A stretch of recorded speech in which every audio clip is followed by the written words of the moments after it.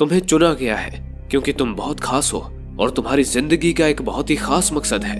इस आवाज के साथ लिंकन 6 एको एक बुरे सपने से जाग उठा। लिंकन इस वक्त एक हाईटेक क्वारंटीन फैसिलिटी में था जहां उसके जैसे सैकड़ों लोग और मौजूद थे। उन्हें बताया गया था कि बाहर की दुनिया पूरी तरह से प्रदूषित हो चुकी है। हवा में मौजूद जहरीली गैसों ने धरती से लगभग सारे जीव जंतुओं का अंत कर दिया है। लिंकन और उसके जैसे ही कुछ और सर्वाइवर्स की किस्मत अच्छी है कि इस वक्त वे लोग क्वारंटीन फैसिलिटी में हैं, जहां उन्हें जीने की एक नई उम्मीद मिली है। वाकई सारे सर्वाइवर्स इस अवसर के लिए खुद को खुशनसीब मानते थे। हालांकि वहां उनकी जिंदगी कड़े नियम और कायदों के बोझ तले दबी हुई थी, पर फिर भी वे हंसी खुशी उस फैसिलिटी में अपना जीवन बिता रहे थे। हर सर्वाइवर्स की सुबह की शुरुआत हेल्थ चेकअप से होती थी। उनके हाथों में एक खास तरह के ब्रेसलेट लगाए गए थे जो पल पल उनकी शारीरिक गतिविधियों पर नजर रखते थे। उनके फिटनेस पर इतना जोर दिया जाता था कि वे लोग खाना भी अपने पसंद का नहीं खा सकते थे। उन्हें उनके हेल्थ के मुताबिक ही खाना दिया जाता था। ऐसी किल्लत भरी जिंदगी में केवल एक उम्मीद उनका हौसला बनाए रखती थी। वो उम्मीद की किरण थी द आइलैंड। बताया जाता था कि अब केवल वो आइलैंड दुनिया में एकमात्र रहने लायक जगह बची है, इसलिए उस आइलैंड पर जाना हर सर्वाइवर का सपना था। लेकिन कोई किस्मत वाला इंसान ही उस आइलैंड पर जा सकता था। सर्वाइवर्स को उस आइलैंड पर भेजने के लिए समय समय पर लॉटरी निकाली जाती थी और लॉटरी में जिनका भी नाम आता था उस खुशकिस्मत इंसान को ही उस आइलैंड पर भेजा जाता था। लिंकन को भी उस फैसिलिटी में 3 साल हो चुके थे और वो भी आइलैंड पर जाने को बेकरार था। आज की सुबह एक बार फिर लॉटरी निकाली गई, लेकिन इस बार लॉटरी में स्टार्क वेदर नामक एक आदमी की किस्मत जागी थी, जबकि उसे फैसिलिटी में आए 6 महीने ही हुए थे और उसे अब आइलैंड भेजा जाने वाला था। लिंकन और उसके साथ मौजूद पुराने सर्वाइवर्स को यह जानकर बड़ी निराशा हुई। इसी के साथ लिंकन कैफेटेरिया में आया, जहां अपनी best friend Jordan to Delta से मिलकर उसकी निराशा दूर हो गई। उस फैसिलिटी में एक नियम यह भी था कि मेल और फीमेल सर्वाइवर्स एक दूसरे के करीब नहीं आ सकते थे, इसलिए लिंकन और जॉर्डन छुप छुप कर मिला करते थे। इसी तरह एक सुबह लिंकन को जांच के लिए डॉक्टर मैरिक ने अपने ऑफिस में बुलाया। मैरिक उस क्वारंटाइन फैसिलिटी का हेड था। लिंकन के आते ही मैरिक ने कहा, तुम्हारी फाइल बता रही है लिंकन कि आजकल तुम्हारी जॉर्डन टू डेल्टा से नजदीकियां काफी बढ़ती जा रही हैं। कहीं तुम नियम भूल तो नहीं गए ना? इस पर लिंकन ने कहा, सर मैं नियम अच्छे से जानता हूँ और जॉर्डन तो बस मेरी अच्छी दोस्त है और कुछ नहीं। इसके बाद मैरिक ने कहा, इसके अलावा मैं देख पा रहा हूँ लिंकन की तुम्हें बुरे सपने भी आ रहे हैं। आखिर तुम सपने में क्या देखते हो? जवाब में लिंकन ने कहा, मैं सपने में एक बोट पर होता हूँ जो आइलैंड की तरफ जा रही है, पर फिर मुझे कोई पानी में खींच लेता है। पता नहीं क्यों यही सपना मुझे बार बार आता है। ये सुनकर मैरिक ने लिंकन से वो बोट ड्रॉ करने को कहा जो उसे सपने में दिखाई देता था। लिंकन बोट की ड्राइंग बनाने लगा। इसी दौरान लिंकन ने मैरिक से पूछा, सर आखिर हमें इतनी बंदिशों में क्यों रखा गया है? ना हम अपने पसंद का कुछ खा सकते हैं और ना ही अपने पसंद के कपड़े पहन सकते हैं। आखिर क्यों हमारी सेहत पर इतना जोर दिया जाता है? इसके जवाब में मैरिक ने कहा, क्योंकि लिंकन तुम बहुत खास हो। तुम्हें मौका मिला है आइलैंड पर जाकर मानव जाति की नई शुरुआत करने का। मानव जाति को बचाए रखना ही तुम्हारा मकसद है, पर इस वक्त तुम्हें बस लॉटरी में अपना नाम आने तक का इंतजार करना होगा। ये सुनकर लिंकन ने फिर पूछा, लेकिन सिर्फ हम सर्वाइवर्स ही क्यों? आपका और यहाँ मौजूद बाकी स्टाफ का नाम लॉटरी में क्यों नहीं आता? जवाब में मैरिक ने कहा, क्योंकि हमें यहाँ तुम लोगों की देखभाल करनी होती है, इसलिए हम आइलैंड पर नहीं जा सकते। इसी के साथ लिंकन ने मैरिक को बोट की एक परफेक्ट ड्राइंग बनाकर दी। उसे देखने के बाद न जाने क्यों मैरिक को एक झटका सा लगा। मैरिक उसी वक्त लिंकन को अपने क्लिनिक में ले आया और उसे एक चेयर पर बिठाया, जहां ऑटोमेटिकली उसके हाथ पैर लॉक हो गए। फिर मैरिक ने उसके चेहरे पर मकड़ियों के आकार के कुछ माइक्रो रोबोट्स छोड़े जो उसके आंखों से होते हुए उसके अंदर घुस गए। लिंकन को कुछ पल चुभन हुई, लेकिन फिर वो नॉर्मल हो गया। मैरिक ने लिंकन से कहा, ये माइक्रो रोबोट्स तुम्हारे ब्रेन को स्कैन करेंगे और 24 घंटे बाद अपने आप ही यूरिन के जरिए बाहर आ जाएंगे। इसके बाद लिंकन वहां से अपने काम पर चला आया। उन सारे सर्वाइवर्स को हर रोज इंजेक्शंस के जरिए कुछ ट्यूब्स में न्यूट्रिएंट्स यानी कि पोषक तत्व भरने का काम दिया जाता था। हालांकि कोई भी ये नहीं जानता था कि न्यूट्रिएंट से भरे ये ट्यूब आखिर जाते कहाँ हैं। इसी दौरान उन्होंने देखा कि फैसिलिटी में आज फिर एक नए सर्वाइवर को लाया गया था और उसे ट्यूब्स में न्यूट्रिएंट्स फिल करना सिखाया जा रहा था।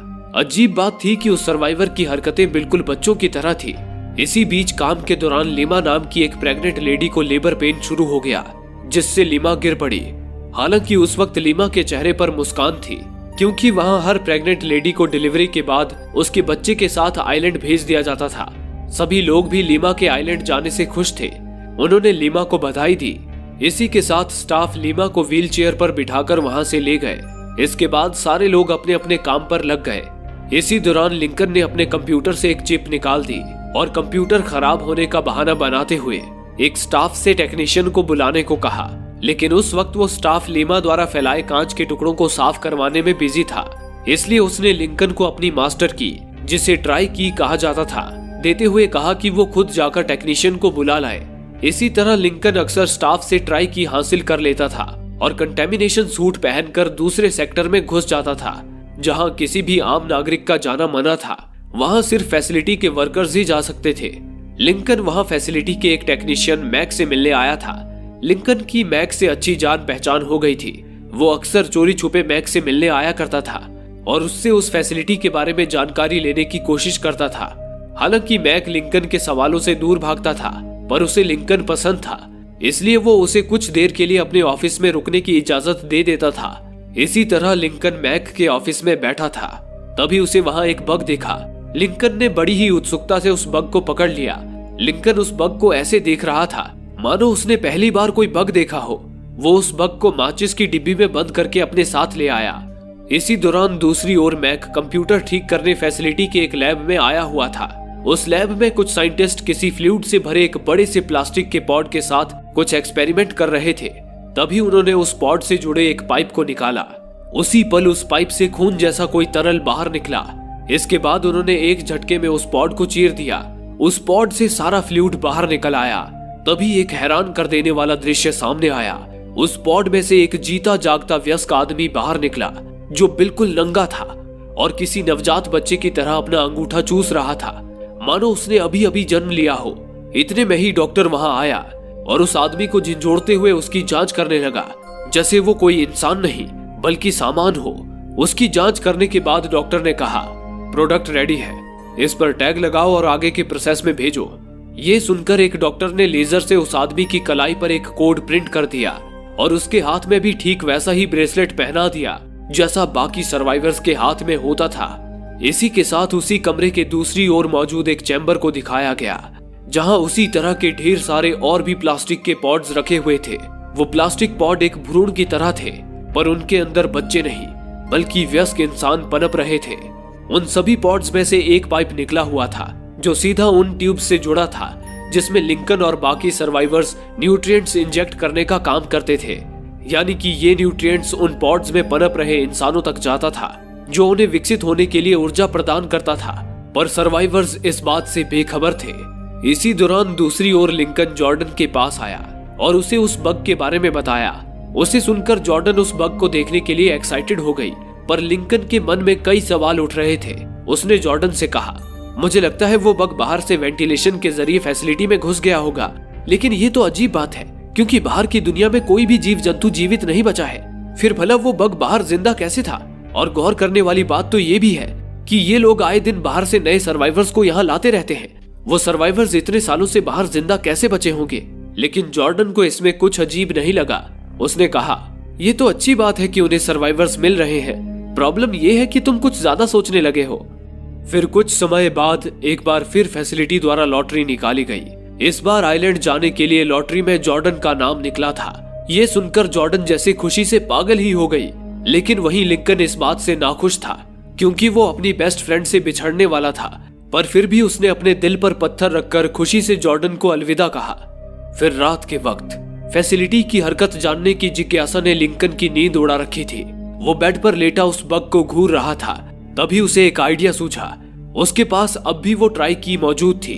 वो बग को लेकर वापस उसी सेक्टर में आ गया जहां उसे वो बग मिला था। उसने माचिस की डिब्बी से उस बग को बाहर निकाला और उसे फॉलो करता हुआ वेंटिलेशन शाफ्ट में जा घुसा।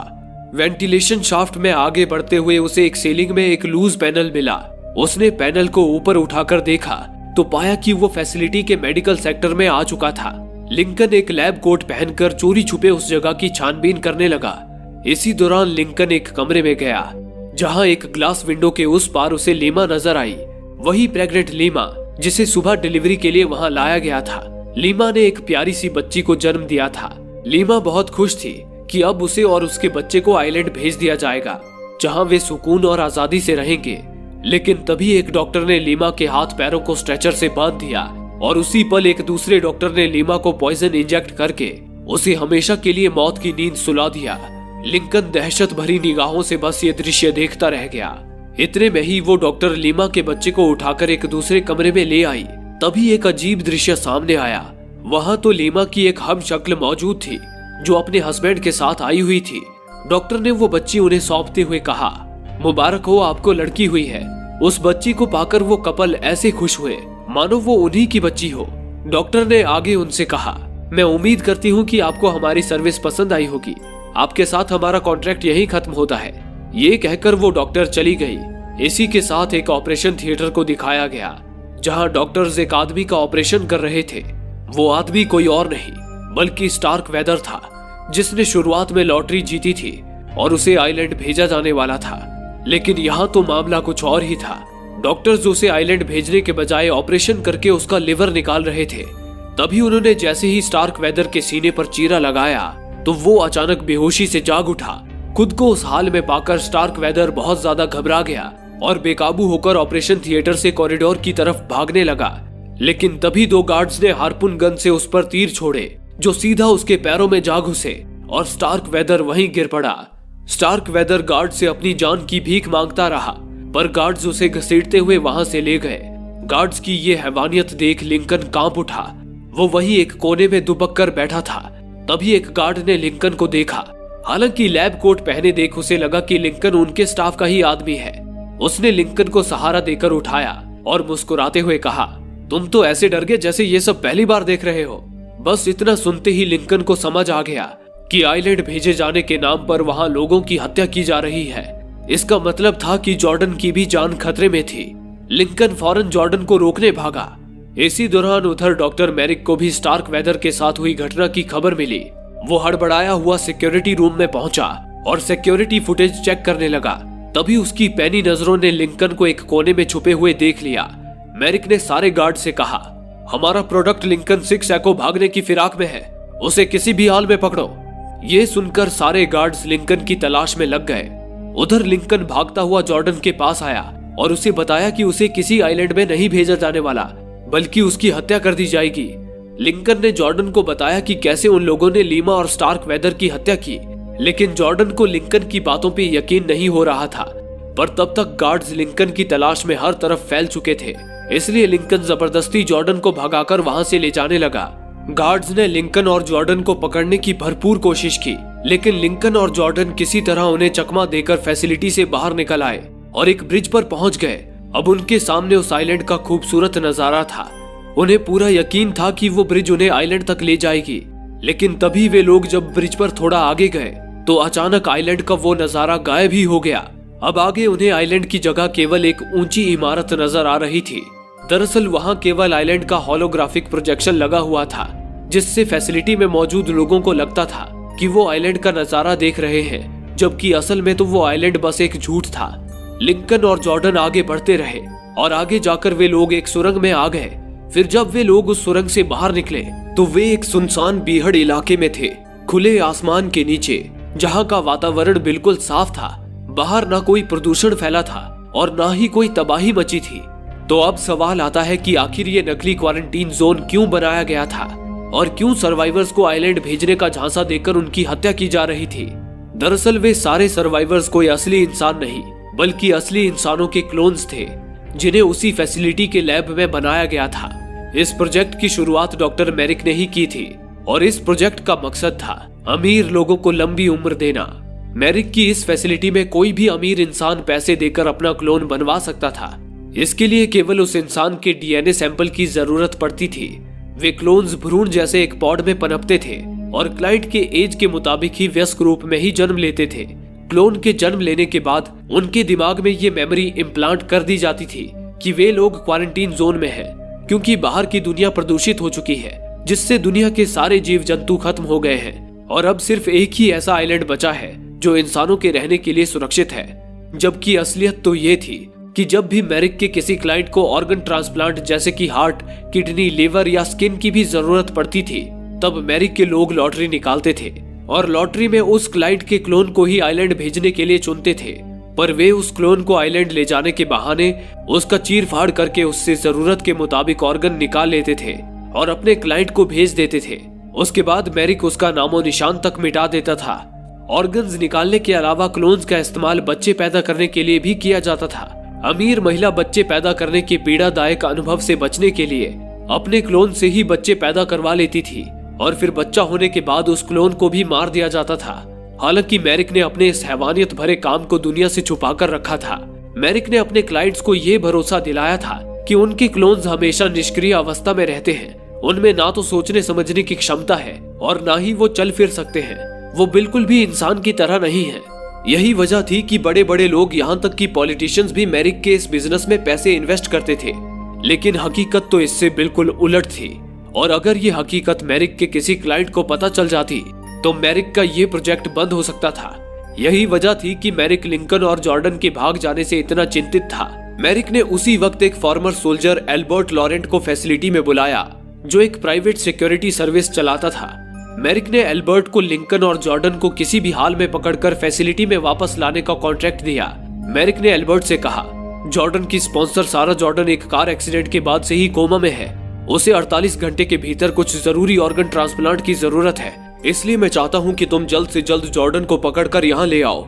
ये सुनकर एल्बर्ट ने पूछा, आखिर तुम्हारे वो क्लोन्स कितने समझदार हैं? इस पर मैरिक ने बताया, हमारे किसी भी क्लोन्स को दुनिया की कोई समझ नहीं है। उनके पास बस उतनी ही जानकारी है जितनी उनकी मेमोरी में फीड की गई है। उनका दिमाग इस वक्त 15 साल के बच्चों जैसा है।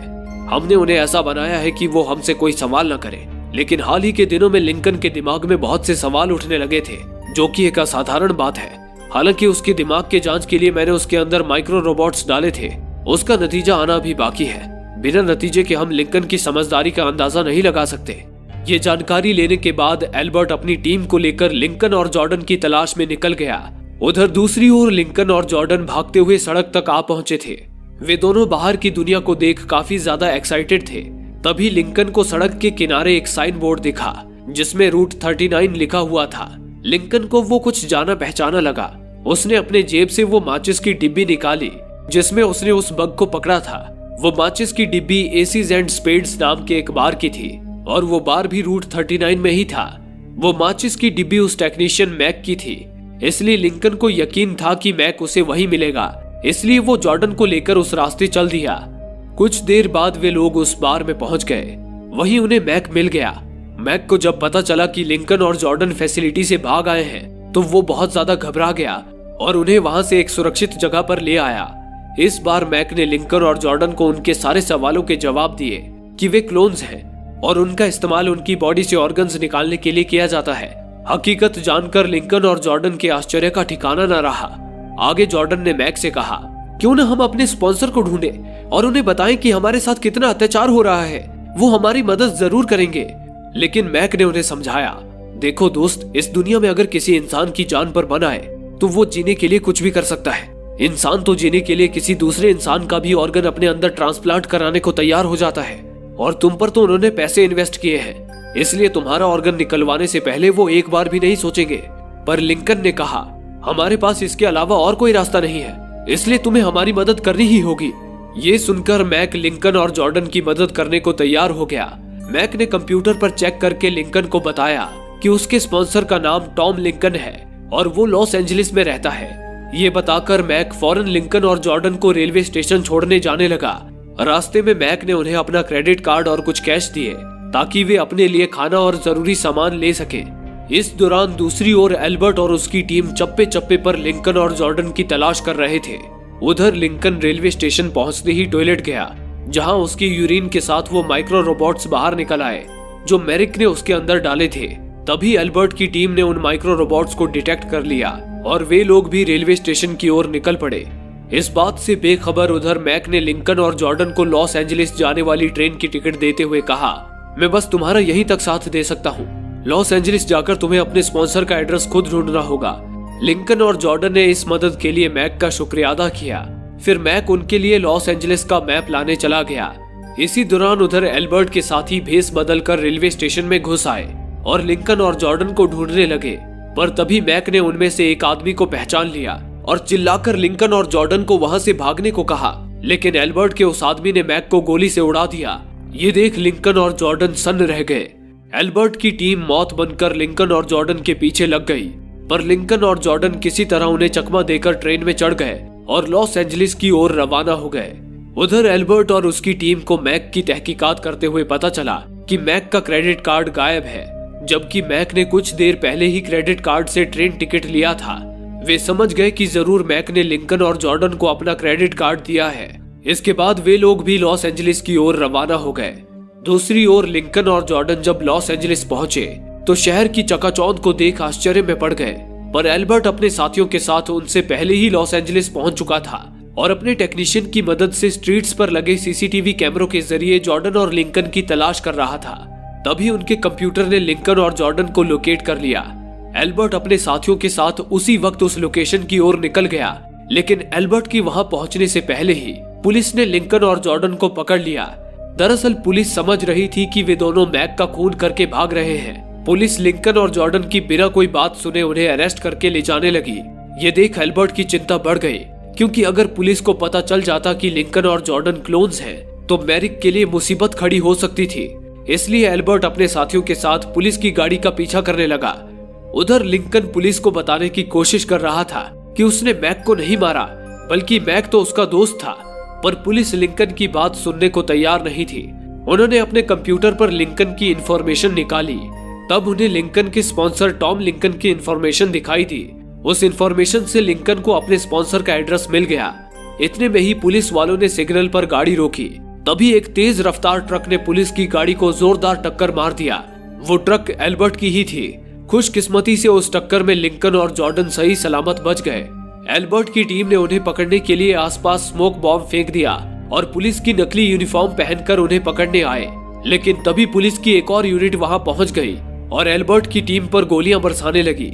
इसी बीच मौका पाकर लिंकन और जॉर्डन वहां से भागे और एक ट्रक में लटक गए और एक बार फिर एल्बर्ट की टीम को चकमा देकर बच निकले। इसी दौरान दूसरी ओर मैरिक को पता चला कि लिंकन के दिमाग में उसके स्पॉन्सर यानी कि टॉम लिंकन की यादें भी समाने लगी थी, जिससे वो बेहतर तरीके से सोच और चीजों को समझ पा रहा था। जबकि बाकी क्लोन्स के दिमाग में जो यादें फीड की गई थी, वे उसके अलावा और कुछ सोच नहीं पाते थे। मैरिक को यकीन था कि लिंकन के अलावा भी कई और क्लोन्स में ये खासियत विकसित हुई होगी, पर यह खासियत मैरिक के लिए एक मुसीबत थी। इसलिए उसने अपनी टीम से उन सारे क्लोन्स का पता लगाने को कहा ताकि वो उन्हें डिस्ट्रॉय कर सके। दूसरी ओर लिंकन और जॉर्डन एल्बर्ट की टीम से छुपते छुपाते लिंकन के स्पॉन्सर टॉम लिंकन के घर पहुंचे। टॉम काफी अमीर था। उसका पूरा घर हाईटेक फैसिलिटी से लैस था। उसके घर के दरवाजे पर एक कैमरा लगा हुआ था। लिंकन ने जब उस कैमरे में देखा तो कैमरे ने लिंकन की आंखों को स्कैन करके घर का दरवाजा खोल दिया। क्योंकि लिंकन अपने स्पॉन्सर की कार्बन कॉपी था, इसलिए उसकी बायोमेट्रिक आईडी भी अपने स्पॉन्सर से मैच हो रही थी। लिंकन और जॉर्डन घर के अंदर आ गए। वहीं लिंकन को उस बोट का मॉडल दिखा जिसे लिंकन अपने सपने में देखा करता था। लिंकन उस बोट को देख ही रहा था कि तभी पीछे से किसी ने उस पर हमला कर दिया, जिससे लिंकन गिर पड़ा। हमला करने वाला कोई और नहीं बल्कि लिंकन का स्पॉन्सर टॉम लिंकन था। उसने लिंकन को घुसपैठिया समझकर उस पर हमला कर दिया था, पर जब उसने देखा कि लिंकन तो हूबहू उसकी कार्बन कॉपी है तो वो रुक गया। लिंकन ने टॉम को बताया कि वो उसका क्लोन है। ये सुनकर टॉम भी आश्चर्य में पड़ गया, पर अब वो उनके साथ नरमी से पेश आ रहा था। टॉम ने पहले तो लिंकन और जॉर्डन के हाथ से ब्रेसलेट निकाल दिया। इसके बाद वो लिंकन को अपने बारे में बताने लगा। उसने बताया कि वो बोट और व्हीकल्स डिजाइन करने का काम करता है। उसने कहा, मुझे एक बीमारी है जिसके कारण मेरा लिवर कमजोर होता जा रहा है। डॉक्टर्स का अंदाजा है कि आने वाले 2 साल में मुझे लिवर ट्रांसप्लांट की जरूरत पड़ेगी। इसलिए मैंने मैरिक के प्रोजेक्ट में पैसे इन्वेस्ट किए थे, पर मुझे नहीं पता था कि उसके पास मेरा जीता जागता क्लोन होगा। ये सुन लिंकन ने टॉम को टोकते हुए कहा, देखो कुछ लोग हैं जो हमारी जान के दुश्मन बने हुए हैं, इसलिए मैं यहाँ आया हूँ तुम्हारी मदद लेने। इसी दौरान लिंकन का ध्यान टीवी पर चल रहे न्यूज चैनल पर गया। लिंकन ने आगे कहा, मेरी बात सुनो, तुम मुझे बस न्यूज चैनल वालों के पास ले चलो। न्यूज तो सारी दुनिया देखती है। मैं न्यूज के जरिए दुनिया को बताऊंगा कि हमारी बेवजह हत्या की जा रही है। हम दोनों के अलावा वहाँ फैसिलिटी में और भी लोग हैं जिन्हें ये तक नहीं पता कि आइलैंड भेजने के बहाने उनकी हत्या कर दी जाएगी। प्लीज हमारी मदद करो। ये सुनकर टॉम ने पहले तो एक पल सोचा, लेकिन फिर वो उनकी मदद करने को राजी हो गया। उसने कहा, तुम लोग यहीं रुको, मैं तैयार होकर अभी आता हूँ। ये कहकर टॉम अपने कमरे में आ गया, लेकिन टॉम के दिमाग में तो कुछ और ही खिचड़ी पक रही थी। तभी उसने मैरिक की फैसिलिटी में कॉल कर दिया और उन्हें बता दिया कि उसका क्लोन इस वक्त उसके घर पर मौजूद है। ये बताने के बाद टॉम मुस्कुराता हुआ बाहर आया। तभी जॉर्डन ने टॉम की आंखों में देखकर उसकी झूठी मुस्कान को भांप लिया, क्योंकि जॉर्डन अक्सर लिंकन के भी आंखों में देखकर उसका झूठ पकड़ लेती थी। जॉर्डन ने लिंकन को बताया कि जरूर कुछ गड़बड़ है। उसे सुनकर लिंकन ने टॉम से कहा, हम जॉर्डन को नहीं ले जा रहे क्योंकि बाहर खतरा हो सकता है। इस पर टॉम को थोड़ी झिझक हुई, पर वो मान गया। फिर लिंकन टॉम के साथ जाने लगा। लिंकन ने टॉम से कहा कि उसे ड्राइविंग करने का अनुभव लेना है। ये कहकर वो कार ड्राइव करने लगा। लिंकन के दिमाग में टॉम की यादें थी, इसलिए उसे गाड़ी चलाना भी आता था। तभी लिंकन जब एक सिग्नल पर पहुंचा, तभी एल्बर्ट अपने साथियों के साथ वहां आ धमका। उसी पल टॉम ने लिंकन के सिर पर गन तान दी और कहा, माफ करना, पर मुझे जिंदा रहने के लिए तुम्हारे ऑर्गन्स की जरूरत है। लेकिन तभी लिंकन ने टॉम को घूंसा मार दिया और फुल स्पीड में कार भगाने लगा, लेकिन उसने गाड़ी रॉन्ग लेन में घुसा दी। अब टॉम की डर के मारे हालत खराब होने लगी। इस दौरान एल्बर्ट भी अपनी टीम के साथ लगातार उनके पीछे लगा हुआ था। तभी उनसे बचने के चक्कर में लिंकन ने एक गोदाम में गाड़ी घुसा दी और कार से उतरकर भागने लगा, लेकिन टॉम ने लिंकन को दबोच लिया और एक बार फिर उस पर अपनी गन तान दी। अब तो लिंकन का बच पाना नामुमकिन था, क्योंकि एल्बर्ट भी अपनी टीम के साथ वहां पहुंच चुका था। टॉम ने एल्बर्ट से कहा, गोली मत चलाना, मैंने इस क्लोन को पकड़ लिया है, मुझे इसकी जरूरत है। लेकिन एल्बर्ट तो उन दोनों को साथ में देखकर ही कंफ्यूज हो चुका था। उसे समझ नहीं आ रहा था कि कौन असली टॉम है और कौन क्लोन। इस बात का फायदा उठाते हुए लिंकन ने एल्बर्ट से कहा, देख क्या रहे हो, असली मैं हूँ, ये क्लोन है, उड़ा दो इसे। ये सुनकर टॉम भी सदमे में आ गया और एल्बर्ट को समझाने लगा कि वो असली टॉम है। तभी लिंकन ने बड़ी ही चालाकी से टॉम को अपना ब्रेसलेट पहना दिया। बस उसे देखते ही एल्बर्ट ने बिना एक पल सोचे टॉम को ही गोली से उड़ा दिया। लिंकन बाल बाल बच गया। अब एल्बर्ट लिंकन को ही टॉम समझ रहा था। उसने पूछा, उस क्लोन के साथ एक लड़की थी, जॉर्डन, वो कहाँ है? इस पर लिंकन ने कहा, वो लड़की दूसरे स्टेट जा चुकी है अपने स्पॉन्सर को ढूंढने। इसके बाद एल्बर्ट ने कहा, अब तुम सच्चाई जानते हो कि मैरिक ने क्लोन्स को बिल्कुल इंसानों की तरह बनाया है। मैरिक नहीं चाहते कि किसी को भी ये सच्चाई पता चले। कहीं तुमने किसी को ये बात बताई तो नहीं? इस पर लिंकन ने बिल्कुल टॉम के अंदाज में कहा, देखो, इंसान अपने सर्वाइवल के लिए कुछ भी कर सकता है। मुझे फर्क नहीं पड़ता कि मेरे क्लोन के साथ क्या किया जाता है, मुझे तो बस अपनी जान प्यारी है। ये कहकर लिंकन वहां से निकल गया और सीधा टॉम के घर आ पहुंचा। लिंकन को सही सलामत देख जॉर्डन की भी जान में जान आ गई। वहीं दूसरी ओर एल्बर्ट ने मैरिक को लिंकन के मारे जाने की खबर दी, जिसे सुन मैरिक की भी खुशी का ठिकाना न रहा। उस वक्त तक मैरिक ने बाकी उन सारे क्लोन्स को भी लॉटरी के जरिए सिलेक्ट कर लिया था, जिनके दिमाग में उनके स्पॉन्सर की यादें समाई हुई थी। मैरिक ने उन्हें बताया कि इस बार उन सभी को एक साथ आइलैंड भेजा जाने वाला है, जिसे सुनकर वे सभी खुशी से झूम रहे थे। पर उन्हें क्या पता था कि वे सब बेमौत मारे जाने वाले हैं। उधर लिंकन और जॉर्डन अब पूरी तरह आजाद थे। वो दोनों कहीं दूर जाकर जिंदगी की नई शुरुआत करने का प्लान कर रहे थे। इसी दौरान वहां मैरिक की फैसिलिटी से टॉम के लिए एक वीडियो मैसेज आया। मैसेज में एक डॉक्टर ने टॉम से कहा, सर, हम आपको हुई परेशानी के लिए माफी चाहते हैं। हमें एक बार फिर आपका डीएनए सैंपल चाहिए, क्योंकि हम दोबारा आपके क्लोन को बनाने वाले हैं। आपकी जानकारी के लिए मैं बताना चाहता हूँ कि हमने उन सारे डिफेक्टेड क्लोन्स को ढूंढ निकाला है, जिनके दिमाग में अपने स्पॉन्सर की यादें समाई हुई थी। ये सुनकर लिंकन ने उस डॉक्टर से पूछा, तुम लोग उन क्लोन्स के साथ क्या करने वाले हो? इस पर डॉक्टर ने कहा, आप फिक्र मत कीजिए, हम उन्हें डिस्ट्रॉय कर देंगे। हम कुछ ही देर में आपको लाने के लिए हेलीकॉप्टर भेज रहे हैं। ये सुनकर लिंकन और जॉर्डन सोच में पड़ गए। वो अपने साथियों को मरने के लिए नहीं छोड़ सकते थे। लिंकन ने जॉर्डन से कहा, मैरिक ने क्लोन्स को आइलैंड का होलोग्राफिक प्रोजेक्शंस दिखाकर अब तक भ्रम में रखा है।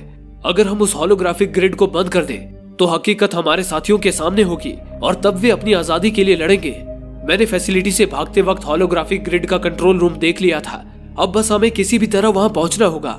इस तरह एक प्लान के साथ लिंकन टॉम की तरह कपड़े पहनकर तैयार हो गया।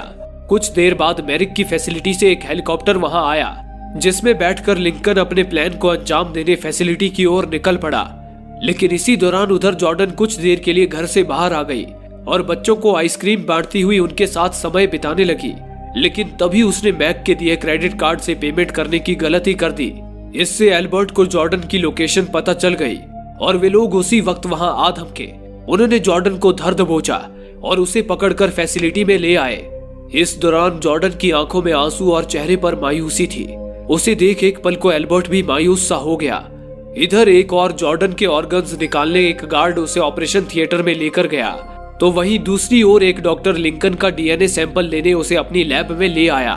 तभी लिंकन ने मौका मिलते ही डॉक्टर को मारकर बेहोश कर दिया। इसी दौरान दूसरी ओर एक गार्ड की निगरानी में एक डॉक्टर जॉर्डन का ऑर्गन निकालने की तैयारी कर रहा था। तभी मौका पाकर जॉर्डन ने भी अपने पास छुपाई बंदूक निकाल ली और उस गार्ड के पैर को शूट कर दिया।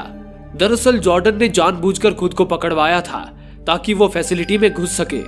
जॉर्डन ने गार्ड से ट्राई की ले ली और गार्ड और डॉक्टर को वहां बांधकर लिंकन के पास आ गई। फिर लिंकन और जॉर्डन होलोग्राफिक ग्रिड को बंद करने जाने लगे, पर इसी दौरान उन्होंने देखा कि गार्ड्स उन चुने हुए क्लोन्स को आइलैंड भेजने के बहाने उन्हें खत्म करने ले जा रहे थे। ये देख जॉर्डन ने लिंकन को ट्राई की देते हुए उसे होलोग्राफिक ग्रिड बंद करने भेज दिया और खुद उन क्लोन्स को बचाने निकल पड़ी। इसी दौरान दूसरी ओर एक डॉक्टर टॉम की डेड बॉडी की जांच कर रहा था। तभी उसने देखा कि टॉम का ब्रेसलेट तो गलत हाथ में था। इससे डॉक्टर समझ गया कि वो क्लोन नहीं बल्कि उनका क्लाइंट टॉम है। उसने फौरन मैरिक को इसकी खबर कर दी। इसी दौरान उधर लिंकन होलोग्राफ कंट्रोल रूम तक पहुंच चुका था, पर वो जैसे ही कंट्रोल रूम का दरवाजा तोड़कर अंदर घुसा, वैसे ही मैरिक के ऑपरेटर्स को इसकी जानकारी मिल गई। मैरिक समझ गया कि लिंकन ही होलोग्राफिक कंट्रोल रूम में घुस आया है। मैरिक जैसे गुस्से से पागल हो गया। इसी दौरान उधर गार्ड्स ने क्लोन्स को ले जाकर एक चैम्बर में बंद कर दिया और उस चैम्बर में आग बरसाने लगे। इतने में ही जॉर्डन वहां आ गई और गार्ड से क्लोन को आजाद करने को कहा, लेकिन गार्ड्स जॉर्डन को मारने के लिए अपनी बंदूक उठाने लगे। पर तभी एल्बर्ट ने वहां आकर उन गार्ड्स को मौत के घाट उतार दिया। दरअसल जॉर्डन के आंसू और मायूसी देख एल्बर्ट को एहसास हो गया था कि क्लोन्स के अंदर भी इंसानियत है और उन्हें बेवजह मारना अपराध है। इसलिए एल्बर्ट भी अब जॉर्डन के साथ था। एल्बर्ट और जॉर्डन ने गार्ड से सारे क्लोन्स को आजाद करवा दिया। इसी दौरान उधर दूसरी ओर लिंकन भी होलोग्राफिक प्रोजेक्शन के स्विच तक पहुंच चुका था, पर वो एक इंस्ट्रक्शन पढ़ना भूल गया था कि स्विच बंद करने से पहले उसे ऊपर लगे फैन को बंद करना है, वरना वो फैन टूट सकता है। लिंकन ने जल्दबाजी में स्विच बंद कर दिया। इतने में ही अचानक मैरिक वहां आ धमका और उसने हार्पून गन से लिंकन पर फायर कर दिया, जिससे निकली तीर लिंकन के पीठ में धंस गई। लिंकन दर्द से तड़पने लगा। मैरिक ने लिंकन से कहा, तू खुद को होशियार समझता है, लेकिन तू एक नंबर का बेवकूफ है। तुझे भागने का मौका मिला था, पर तू यहाँ मरने के लिए वापस चला आया। ये कहकर मैरिक लिंकन का गला घोंटने लगा, पर उस वक्त लिंकन के हाथ मैरिक की हार्पून गन लग गई और उसने मैरिक की गर्दन में ही तीर घुसा दिया, जिससे मैरिक ने वहीं दम तोड़ दिया।